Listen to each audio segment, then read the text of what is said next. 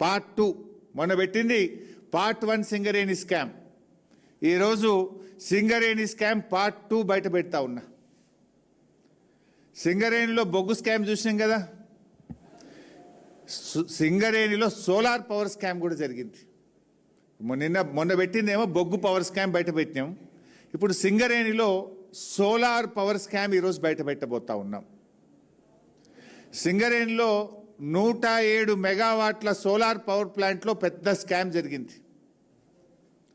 అవి 3 డిఫరెంట్ సైట్లు, 30 మెగావాట్లు అట్లా 3 డిఫరెంట్ సైట్లలో సోలార్ పవర్ ప్లాంట్ పెట్టేది ఉంటే తమ అనుయాయులకు కట్టబెట్టడానికి, పోటీ తగ్గించడానికి, ఎంఎస్ఎంఈ వాళ్ళు పాల్గొనకుండా ఉండడానికి 3 కలిపి 107 మెగావాట్లతో సింగిల్ టెండర్ పిలిచినారు. ఎంఎస్ఎంఈ అంటే మీకు తెలుసు, చిన్న పారిశ్రామికవేత్తలు. కేంద్ర ప్రభుత్వం ఒక పాలసీ కూడా పెట్టింది, ఎంఎస్ఎంఈలను ప్రోత్సహించాలని, ఎంఎస్ఎంఈలకు టెండర్ నిబంధనల్లో సడలింపునివ్వాలని, ఈఎండి తక్కువ పెట్టాలని కేంద్ర ప్రభుత్వ మార్గదర్శకాలే ఉంటాయి.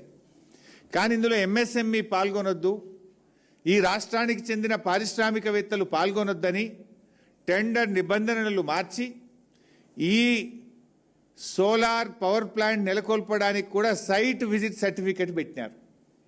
దీనికి కూడా సైట్ విజిట్ సర్టిఫికెట్ పెట్టి 3 వేరియస్ ప్లేసెస్లో ఉన్నదాన్ని సింగిల్ టెండర్ చేసి, టెండర్ అనుమతులను కఠినతరం చేసి, ఇవాళ వాళ్ళు అనుకున్నటువంటి కన్సార్షియంకు దాదాపు 200-250 కోట్ల రూపాయలు అదనంగా వచ్చే విధంగా ఈ టెండర్ను కట్టబెట్టారు. డాక్యుమెంట్స్ కూడా ఉన్నాయి, అవన్నీ మీకు షేర్ చేస్తా. ఇది గోల్టీ సోలార్ పవర్ ప్రైవేట్ లిమిటెడ్ అనే కన్సార్షియంకి అప్పచెప్పినారు. ఆ వివరాలన్నీ కూడా మీకు ఇప్పుడు మీడియాలో షేర్ చేస్తాను.